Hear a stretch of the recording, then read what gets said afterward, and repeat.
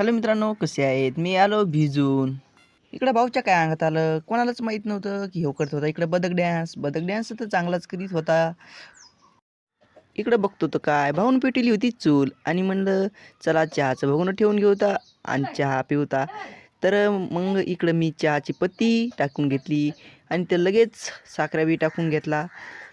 म्हणलं चला साखर आणि पत्ती टाकल्याच्या नंतर आपण पिऊ तर गरम गरम चहा, काऊन की भिजून आल्यामुळे चहा तर पिणं गरजेचंच आहे. आणि चहा प्यायल्यावर जरा मजा वाटते ना भाऊ. चला तर मग पिऊ तर चहा. लगभग आपला अर्धा चहा तर बनलाच होता. इतका पाऊस चालू होता की आपल्या अंगणामध्ये पण तळ साचलं ना भाऊ.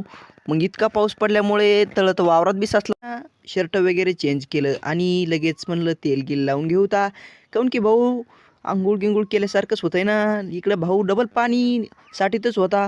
त्याला